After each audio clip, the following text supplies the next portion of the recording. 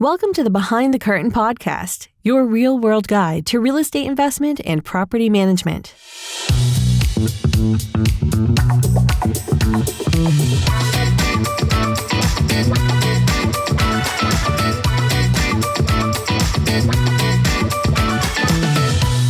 All right, thank you today for joining Behind the Curtain. My name is Brett Bernard with EPM Real Estate, and joining me today is Tina Talarico with Capital City Mortgage. I want to get that. I always want to switch those two words.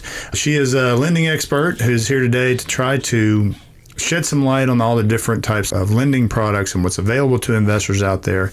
I get a ton of questions about loan resources, types of loans, ARM. We just discussed bridge, which we're going to get into. So hopefully this segment will kind of give you a little more idea of what's available to you as an investor. Again, my name is Brett Bernard with EPM Real Estate, and Tina Talarico with Capital City Mortgage is with us today. And today we want to talk about something that we all agreed we need to be more specific and dive into a little deeper. And that was called a bridge loan. Now, my idea of a bridge loan was that you're selling a property and you're trying to buy a new property, but you haven't closed on the one you're selling. So they bridge it over and let you go ahead and close until your previous property sells. I was told that I'm an idiot, and that is not true. So, Tina, explain to us the bridge loan. That is true on the residential side. That's exactly what it is. Okay, but so I'm not an idiot. Commercial lending is just a short-term loan, 1 or 2 years. It's a fast close, and I mean fast, I mean 2 weeks on average, 3 at the most. A little documentation because it's a short-term loan, and somebody that wants to close on an apartment community, something like that, it's a fast way to purchase the property. So let me ask you this. What would be a good scenario for a bridge loan? Instead of just doing an ARM or a 15-year, why would you do a bridge loan? What would be the point? What's the purpose? Typically, when you're buying something of that nature, which would be an apartment community, let's just say it's $2.5 million or $3 million, and just a ballpark range, it takes 4, 5, sometimes 6 months to close those. Honestly, it does. And bridge loan, typically, in all cases, is going to be a fast close. You're going to close it in less than 30 days, typically 2 to 3 weeks, and less documentation. So a lot of the investors that I work with on those bridge loans, that's what they like the most, is they're used to having to be, it drags out for so many months before they can close, and their paperwork to death. Mm-hmm. So a bridge loan helps you skirt around that and avoid all that and close quick. So they'll purchase it and do a 1 or 2 year term, either is available. There's a multitude of properties. I mean, you can do a bridge loan on several different types. You can even do a rate term refinance. You can do a cash out. If you're looking for some quick cash, they can't be rehab properties. That's excluded. 1 to 4 unit properties, single family, multifamily, mixed use, all have to be non-owner occupied. However, and there are other commercial type buildings that you can use a bridge loan on. I understand a bridge loan now. If I want to buy an apartment building, instead of waiting 6 months to get and being paperwork to death, I can just do a bridge loan and close it. But at the end of that 2 year period, I've got to do something with that loan, correct? Would you go into let's say you do a 1 year, so 6 months into your 1 year bridge, you would start the process of more permanent financing and all the paperwork, or do you move them automatically into a different type of loan? That is true. If you use a traditional commercial lender that requires all the documentation and they require you to prove income and that sort of thing, it does drag out for a long period of time. However, with Capital City, we don't require tax returns for qualifying on any of our programs. So income is not an issue. So it's not a long, drawn-out process. So let's say I come to you tomorrow.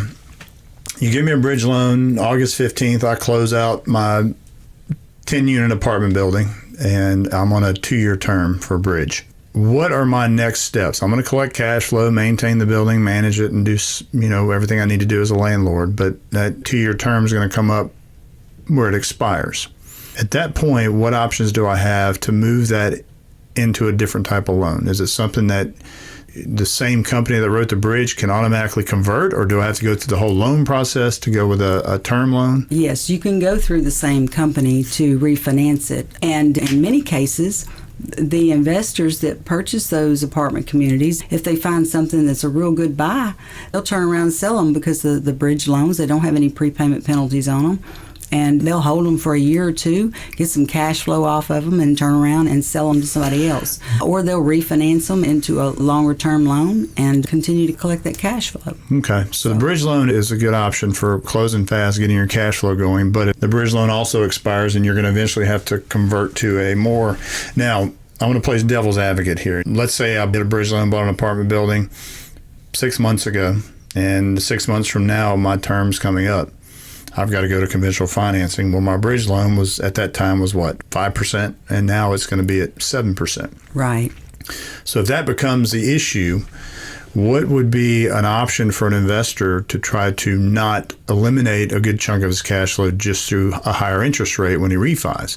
Is there an option to where I could put some more cash down, I could pay down some of the principal and try to get a lower interest rate to keep my cash flow in good position? You can certainly buy the rate down, or you could do an ARM loan. The rates are typically less on ARM loans, and take out maybe a 7 or 10 year. That gives you more time if you're not holding it long term. Okay. Let's talk about other products that might be out there. I mean, because you brought up some kind of off the beaten path products that y'all offer, the ARM being one. We discussed that last segment, and it turns out after discussing it with you, ARM loans look to be a good option for an investor. A horrible option for a homeowner, but a great option for an investor. Is bridge loans something you would do strictly for apartments and multifamily? It's not something you'd put together just for a guy to buy his first rental property? We do offer them on just a single family. Absolutely. We offer them on a single family, 1 to 4 units, apartment buildings, as I said before, mixed use properties, various types of properties. You could even do a bridge loan on a office building, on a shopping center, and you know what kind of red tape you go through on a shopping center or an office building to try to get closed. And I guarantee it's going to take you 5 or 6 months to get that to closing. So a bridge loan is a quick way to go in and get it done quick with a whole lot less paperwork. It certainly sounds like it. So what other off the beaten path products come to mind for you? I mean, y'all have some good ones.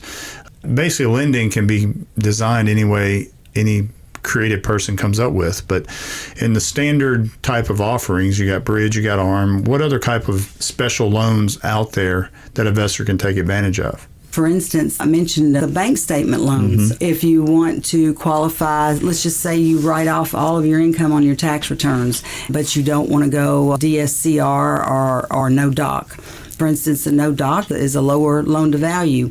We will use 12 months of your bank statements. And in many cases, you don't even have to provide those because we use an automated service to retrieve them from the bank. And basically, you can use 12 months of deposits as income. And that's it. Mm-hmm. Some programs we go 24 months. We have 12 or 24-month bank statement programs. Now, the bank statement program, what's the credit criteria for that? The max and the minimum? The bank statement program is a 75% cap on the loan to value. Mm-hmm. You have to have a minimum of a 700 score for that. Minimum 700, 25% down, basically. Mm-hmm. Well, let me ask you this question, because I try not to be an expert in lending because I don't want to put myself in hot water when I talk about it with other investors.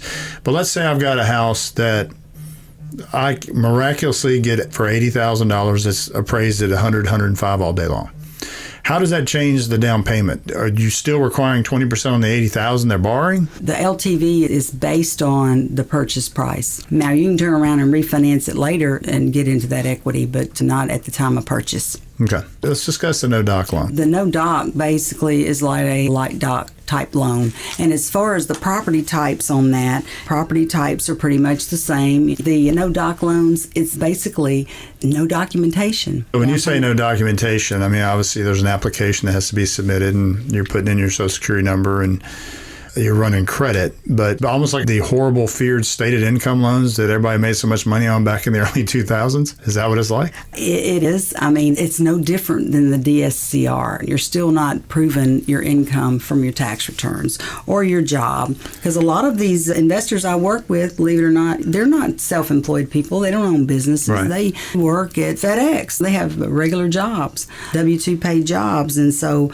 just anybody can purchase investment property. And those people that purchase the investment properties, just your normal everyday person that's not familiar with investment properties, they'll typically start out with one, and they always ask me, well, you think I ought to buy multiple? And I always encourage them just to start out with one, because they may not be good at it.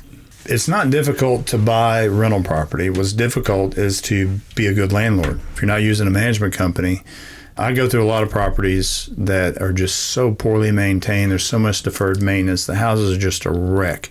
So to be a good landlord, you got to take care of your asset. I mean, if you have, I don't know, let's say you've got a collection of fine wines in your wine cellar. You're not just going to throw them down there and just not check on them for the next 30 years. You're going to go down there and turn them and wipe the bottles down, keep the dust, make sure the humidity is right. Same thing with a rental property. If you just don't take care of it, you're just killing your asset. You're losing value. I had a guy that sold a 12-house package. One of my investors bought it. He wanted a significant amount of money based on comps. So we wrote the guy an offer, got it accepted, bound the contract. We did the inspections. The deferred maintenance was so bad and they were such poor condition that we ended up going almost $180,000 off the package price, which was significant based on the total purchase price. And even then, because of their current condition, the properties would not appraise for what the price was. And the guy was so mad. And I said, look, you've spent the last 10, 12 years collecting free cash flow and not putting a dime back into them.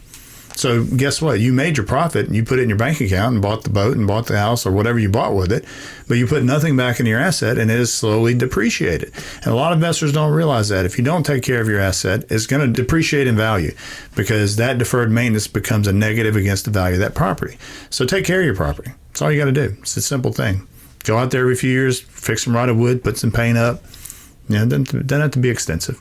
So, okay, well, we're going to wrap up this segment. And again, my name is Brett Bernard, EPM Real Estate, 901-692-7401. Or find us online at epmrealestate.com. If you go to that website, go to the second picture, which is the best looking guy in the group. That's me. My cell number's on there. There's a little bio about me. I am a Memphis investment or real estate expert, and I'm sticking to that. So shut up, Richard. And today with me is Tina Talarico. She's with Capital City Mortgage, and she is a certified lending expert in my book, and she can help you decide what product works for you. If you want to get in the investment game, give me a call or give Tina a call at 901-826-7218. Yes. So if you're thinking about investing in real estate, keep in mind 7% interest rates are still half of what they were, 12 years ago, 13 years ago, That's 14 true. was it? So interest rates are not going to kill you. Your asset's still going to perform. You're going to produce cash flow. You're definitely going to produce wealth because the value of the property is going to increase. So if you're interested in talking about it, and if we can get you lined up and decide you're buying, I'll send you to Tina and she can get your loan set up for you and give you your options. Have a great day. Thanks for listening. Thank you for listening to Behind the Curtain podcast, your real-world guide to real estate investment and property management. Be sure to subscribe at BehindTheCurtainPodcast.com. And if you'd like to learn more about Enterprise Property Management's real estate services, please visit us on the web at EPMRealestate.com. This has been a Sound Ideas Group production for Enterprise Property Management, Inc.